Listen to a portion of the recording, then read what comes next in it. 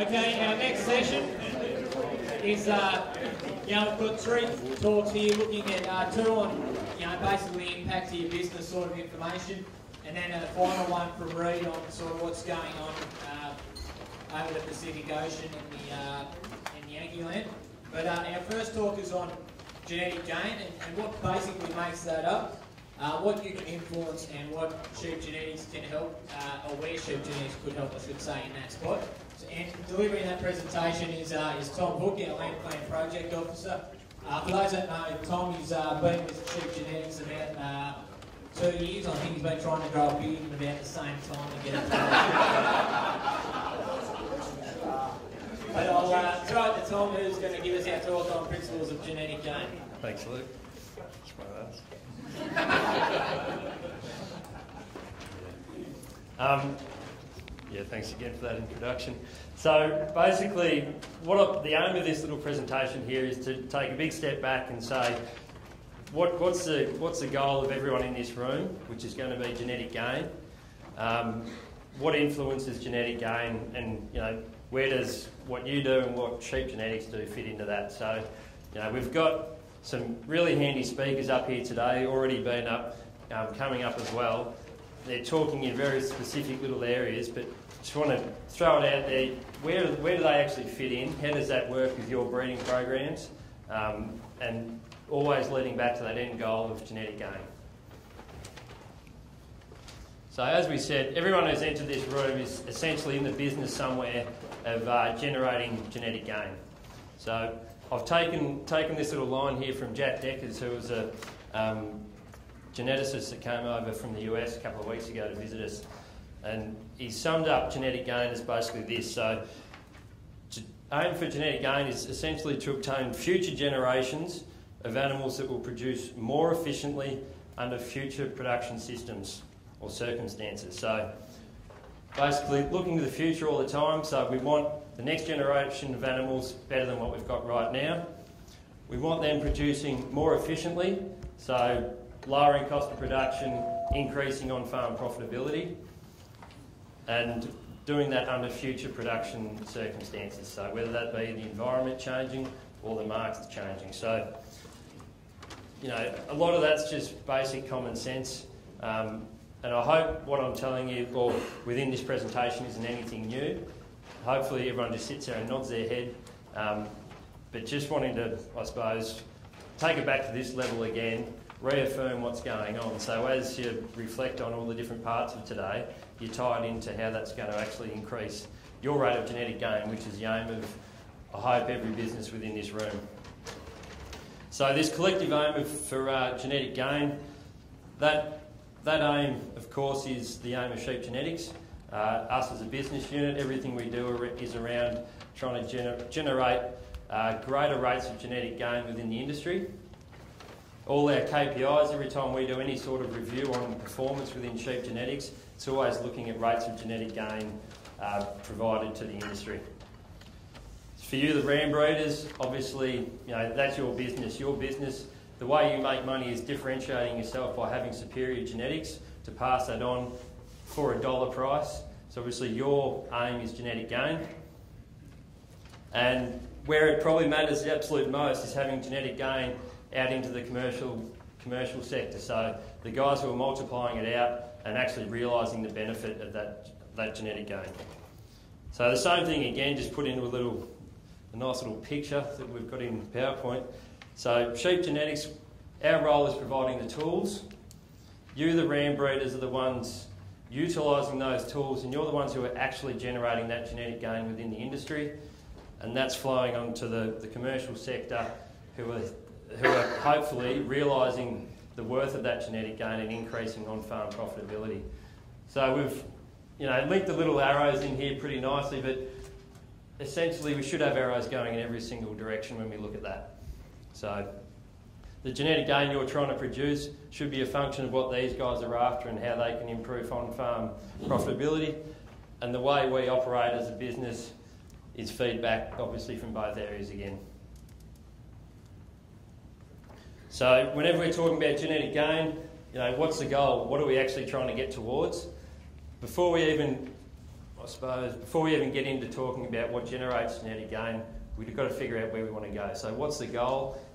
Main big thing, set a breeding objective. Absolute number one thing for generating improved performance is knowing which way you want to go. So setting that breeding objective, considering which traits are within that breeding objective. So big picture of where you want to go, but then breaking that down into those little segments of, what are the actual traits that are going to get me to that area. Also considering what the challenges are. So what are the correlations within those traits. I was just having a good chat to Brent before about this one. Obvious one within the merino industry is fleece weight and fibre diameter. If you've got a breeding objective to drive one up and drive one down, well, you've got a challenge on your hand because they're unfavourably correlated to each other. So understanding what challenges you've got when you've got your own put in place. And which are the profit drivers? At the end of the day, we've got to make sure that all this is actually tied back to increase profitability. So that's as far as I'm going to go with breeding objective, but absolute first thing is to have a breeding objective before we can even start getting into the other areas. So basic principles of genetic gain. Another one I've pulled from Jack Decker's, their visiting geneticist from the US. He's put it into a pretty good common sense way of summing up how we actually achieve genetic gain. Make the best to the best and do that as quickly as possible. That's easy, guys. So we'll make it a little bit more complicated. Essentially, our genetic gain per year is about looking at finding the genetic superiority of selected parents, so finding the best, and doing that as quickly as possible, so lowering our generation interval. Break that down a little bit further again, and this is where we'll base the rest of this presentation. We're trying to find the best possible animals. Intensity of selection, we want to use those, how intensely we're using the best animals. We're only picking the best two and using only them. That's high intensity, or we're picking the top 20 and using those animals. Our accuracy of selection, when we think we're picking a good animal, is it actually a good animal? And our genetic variation that exists within the population, we're going to leave that for the most part because essentially that's fixed. So how much variation there exists within a population for the trait, you don't really have much control on. But the fact that there is variation is what you exploit as ram breeders. And generation interval. So we work on the theory that we're making genetic gain every year. Our younger animals, by that theory, should be genetically superior in part. So using younger animals each year, turning that generation interval over, should increase our rate of genetic gain. So just going through those ones again, genetic gain, we want better animals than last year. Intensity, percentage selected. So again, are we looking at ET programs? Are we saying instead of running 200 ewes, we run 50 ewes and selectively, intensively multiply those ones out through an ET program? And our accuracy, so you're probably guessing where we're going to go with accuracy, but essentially which animals will breed the best. So we've made it the best of the best, but were they actually the best animals? So that ram in the pen may have been the best ram there, but has he bred the best? Is his progeny going to be the best? Genetic variation, again, that's just looking at the difference.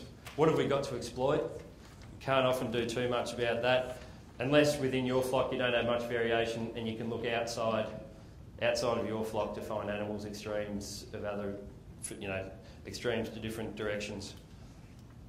And generation interval, again. So it seems pretty simple, trying to apply just a little bit of common sense here, but obviously I hope you're picking up that there's challenges involved with that. So a basic formula again says we want to use only the very best animals. We want to make really good choices, exploit the genetic variation that's there, and use really young animals. So obviously there's going to be a couple of challenges in there. If we use only the very, very best animals and multiply them out over and over, we're going to run into trouble with inbreeding. So we've got a challenge on the hands there. And also, if we're wanting to use younger and younger animals, chances are we're going to be eroding the accuracy of that selection. So there's a couple of things to balance out. I'm not really going to give you all the answers within this presentation, but just being aware that throughout the day, as we're listening to all these different things, it'd be nice. We just want to try and get to a point where every bit of information you hear today, you somehow fit it somewhere within this formula and figure out how it's going to improve your rate of genetic gain. So, how are we influencing our genetic gain? We've got the ram breeder in the room, and we've also got the sheep genetics crew. Essentially, you guys are making the decisions. You're deciding which animals to breed with who. You're deciding how intensely you'll do that with different programs, AI, ET, what ram percentage you're using. You make the decision again of what age structure you're using. Obviously, you've probably picked up where we're going, but our major role is around accuracy of selection. So this whole program of using estimated breeding values, utilising extra information, is to improve your decision so you do actually pick the best animal when you think you are. But at the same time, we have different reports available. We have ways of tracking your selection intensity. We have ways of tracking your generation interval, so we can feed back information to you guys to make a more informed decision in that area. But the major thing is, and I was hoping to have heaps of arrows going just everywhere so it looked more complicated, but the major thing is we've got tools available. We've got ASBVs, we've got genomics. We can run reports to look at your intensity, we can run a report to look at your generation interval, but how useful those reports are will only ever be a function of what information you fed into sheep genetics. So what are our available tools for influencing these things? So again, major things we want to do is influence our generation interval, be aware of what the generation interval is before we can even start influencing it more. Where are we sitting for selection intensity? So Hamish already brought up that report before, stole my thunder a bit. And accuracy of selection, so boosting that. So tools available right now that you should be getting. After every run, you get an email back with your information. On that's a whole bunch of reports that I'm not sure how often they all get open, but within that, you've got your genetic trend report, so you've got an idea of where you're going. You're always benchmarked against the breed average, or for the terminal sire average. We've also got our database summary reports, exclusions, pedigree problems. So ways of identifying what your data looks like or issues with your data coming into the analysis. And any issues in this area is going to impact everything else we're going to be able to provide. There's also the dashboard area of the website. So if you're not aware of the dashboard area, when you're in the search page on the Sheep Genetics website, you're able to log in on the right-hand side. Once you're logged in, there should be a button called Dashboard. In that dashboard area, it's obviously your specific information. So we can produce generation interval reports, tracking your generation interval over time relative to other averages, and also more in-depth trait and accuracy trends. So not just you get your genetic trends on those emails, but there's also the function in there for you to go in and really break down every single trait, every single index for size, dams, males, females, and really bore into what's going on within your flock. So there's more information there. Emailed out a whole lot of stuff. It's more information you can access as you seek to find it. And we've also been working on a few new reports, which Hamish has already mentioned, but trying to nail down a bit more around that selection efficiency. So one of the major parts of what influences genetic gain, trying to give you more informed information around where your selection efficiency sits and how that's relating to intensity. And also, it's been around since last year, but more in-depth reproduction data summaries are also in development and available at the moment.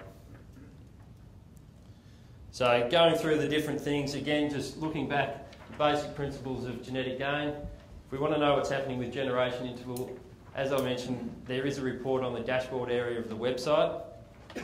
So I was setting up before sitting up the back before, so I know this is going to be very hard to read, but essentially we're just looking at the generation interval on the sires you're using and the generation interval on the dams you're using.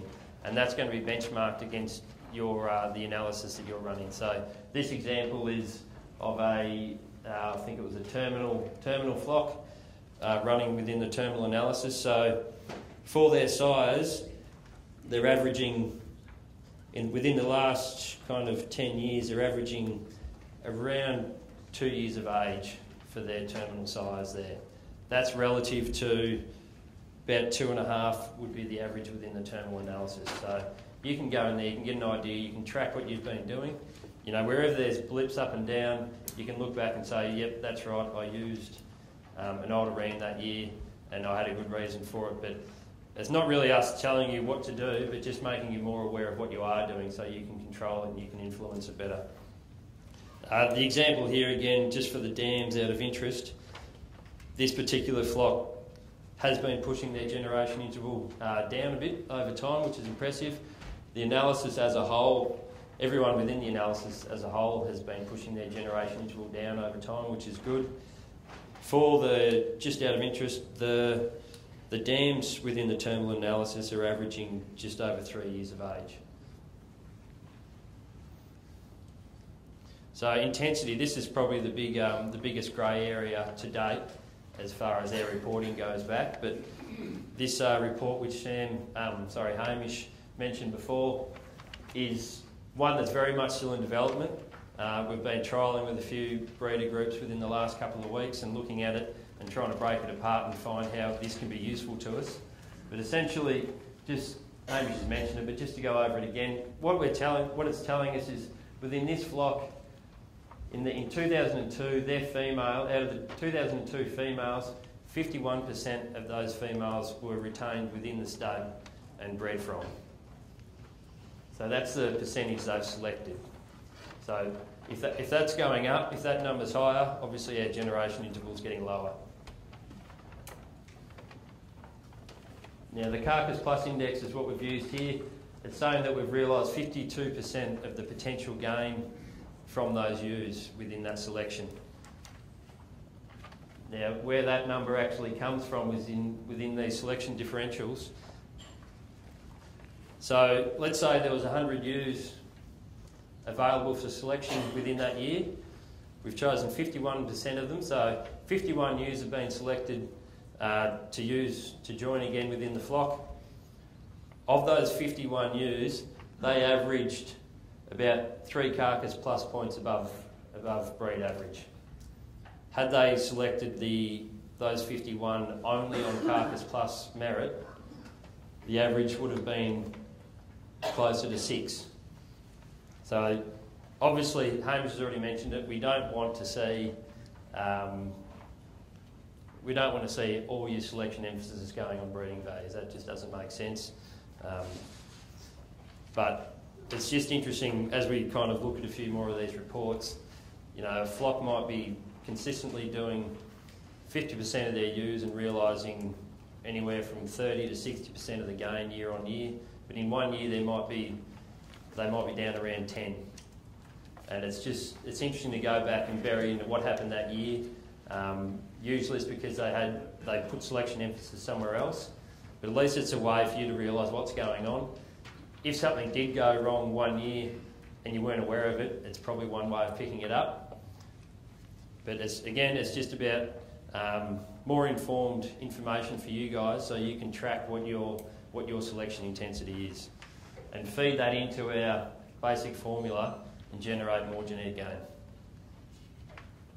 So accuracy, of course, our major tool product of sheep genetics is producing estimated breeding values. And of course, they're only ever a function of the information you can provide.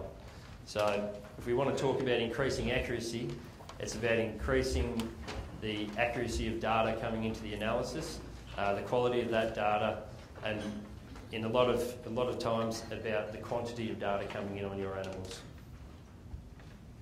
So obviously the data we're after is the pedigree information. We want to know who's related to who. Getting measurements on those animals, so as many animals measured for the key traits as possible. We want that data linked, and we want our management groups done correctly. So I'm not going to bury into all those things because that's a full-day workshop, but there's all these variables that you have control over as far as data coming into the analysis that will improve your accuracy of selection, which will improve your genetic, your rate of gain. So have you got good data? Ways you can pick up on this. The best one, I feel anyway, is the database summary. It's on every single email you get back, and it's the easiest way to pick up whether there's issues with your data. Also looking at the accuracy trends within the dashboard area of the website. So for that data summary, as simple as just making sure that the numbers you think should be in there are in the database. So you probably can't read this, but it's just a summary of what's come in each year for broken down by males and females, and how many of those have got measurements on certain things. For every bit of missing data, we're losing accuracy, potentially decreasing our chance for genetic gain. Just a quick one while we're on it. The major one I pick up quickly here is that there's nothing on 2013 females. So already, just by looking at that report, there's a huge data set missing that's going to influence how good your ASBVs are. Other things, looking at how much pedigree information have we got, what percentage of views have been unassigned, that's going to have an influence. So out of, Hamish mentioned it before, where Luke and I went round doing the breeder visits as much as we could last year, and we'll do another run of them soon. It was amazing how that one report there was probably the most useful one getting around. Just burying in, just saying 146 at weaning, does that make sense? And every now and again it'd be, oh no, there should have been 170. So simply having a look at that one is a huge advantage.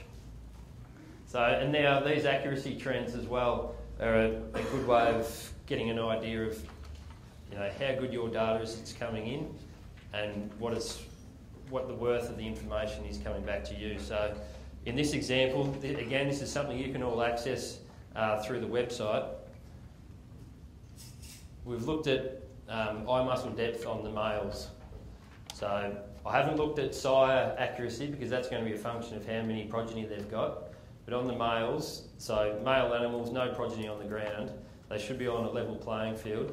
If we have a look at this, the flock we're actually looking at, which I've blotted out their number and everything, is the bottom line.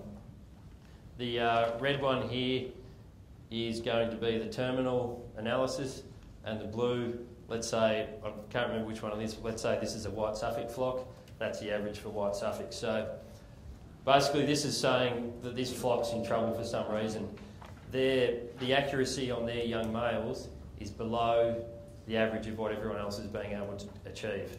So there's obviously, and again, the accuracy on breeding values is a function of how much information there is feeding into the analysis. So straight away, if we can look at this kind of trend and say, in the last couple of years, what data's been missing, or what's not going on within this flock that's creating lower levels of accuracy. So as a simple little formula around accuracy of selection, improving data into the analysis, that leads to generating more useful ASBVs with more accuracy. That's leading to more genetic gain. So essentially just breaking down all the different little areas we can kind of look at. First step, identifying the problem areas. So looking at these reports, on those report emails there's also pedigree problems. These are usually just typos that everyone makes. There's the exclusions report. Again, it could just be typos that everyone makes, or there could be a proper data issue why something hasn't been submitted to the analysis. But finding out whether or not you've got issues with data is the first step. And then, if you don't understand it, working with sheep genetics staff. Luke and I are obviously the guys more on the ground with Land Plan and Merino Select, but we've also got a bucket load of service providers out in the industry that have actually attended service provider training that we run every year. There's been about 80 go through the service provider training, and anyone who wants to, any service providers are listed up on our website. So there are actually a lot of people out in the industry that have been trained up, I guess you could say, to a higher level around, data analysis, finding information, managing your information. So there's ways of finding this. The regional forums I'll give a really big plug to. So we run about 5 of those each year. Last year we went to Dubbo, Wagga, Hamilton and Clare in South Australia and Northam in WA. We'll be doing another round of those this year. Obviously just trying to pinpoint the key spots around the country, but as much as possible we'd encourage anyone and everyone to come along to those regional forums. It's essentially a full day workshop looking at what kind of data you've got going into the analysis and how that's going to impact the breeding values you receive back. So just again, tying back again, genetic gain, intensity, accuracy, generation interval. As far as influencing accuracy goes, or finding out about where your accuracy sits, we've got the dashboard area, you've got your database summary, and you can seek advice from us or other people within the industry in that area. Our intensity, hopefully we'll have these new selection efficiency reports a little bit more fine-tuned over the next few weeks, and hopefully have them more available to you so you can bury down into that area a bit more. And even just looking at your own records, getting an idea of what you've done year on year in that area. And generation interval again, we've got a couple of areas that you can look into that. So just as a bit of a recap, tools for genetic gain, collecting data to generate ASBVs is obviously the main function of sheep genetics.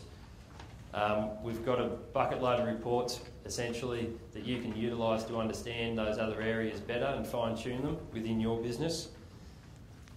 And lastly,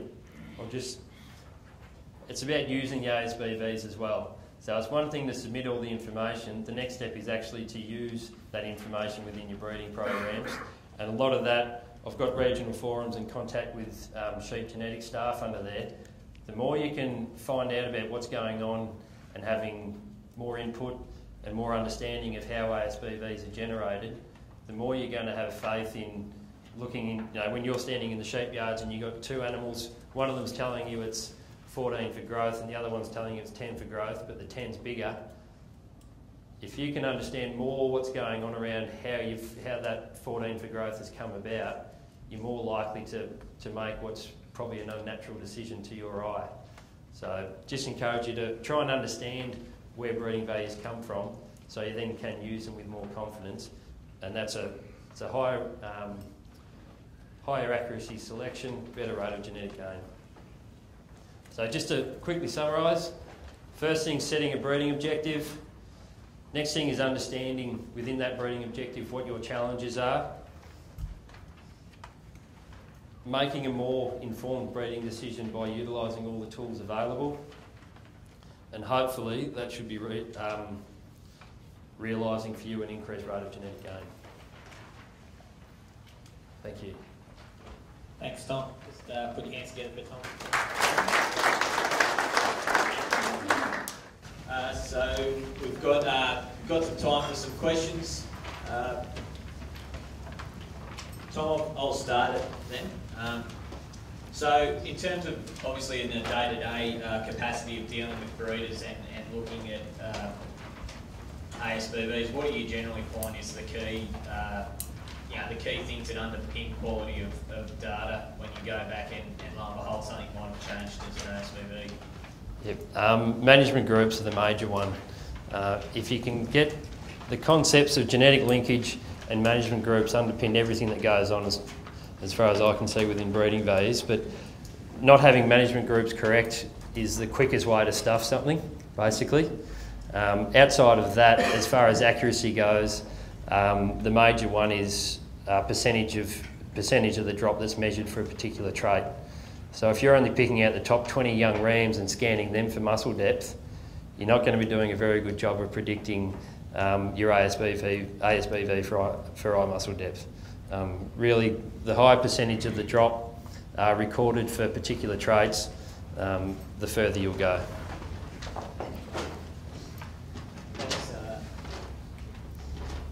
Do you have the capacity to handle data that may have been misplaced or not entered, not submitted? Can you handle that data at a later date? Does Yep. it go back into a group run? Yeah, so the analysis runs every 2 weeks. If something's been stuffed up from one input of data, you can go back, fix it up, in you go. Group runs are redone and figures recalculated. Yep, every 2 weeks.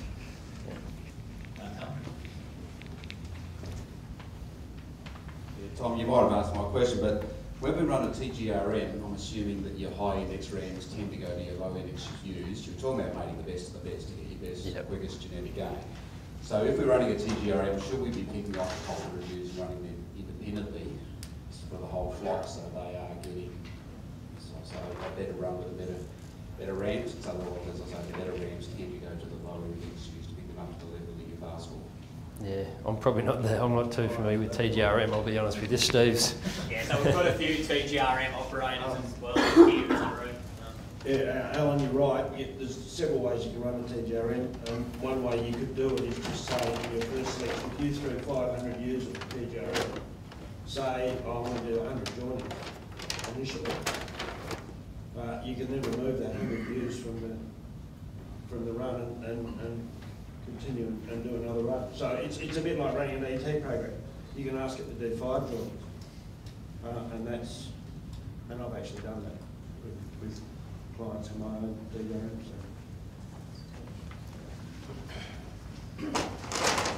Thanks, Steve. Often your inbreeding coefficient can affect that too, with your mating the best of the best. Yeah, absolutely. So that's one of our challenges and trade-offs. I'll answer your question. Yeah. But that's one of the beauties of having something like TGRM. You know, we want to make the best of the best. We want a high selection intensity, but the trade-off is obviously inbreeding, and something like TGRM is a really good way of managing that. So for those, for those that aren't, I guess, familiar with what we're talking about when we are talking about TGRM, we're basically it's a computer software system that looks at what are the animals available to join and what is your breeding objective or what are you aiming to do, and then based on that it goes through and looks to manage how quick you can get there with managing inbreeding to come up with a list of, to get where you want to go, you should make RAM A with ewes 1, 2 and 3, RAM B with ewes 3, 4 and 5, etc. So it's a pretty useful tool. I mean, there's a fair few breeders at the moment that are using it, and it could be another tool that you should look at if you're looking to increase that rate of genetic gain. Yeah, we'll go down to Luke.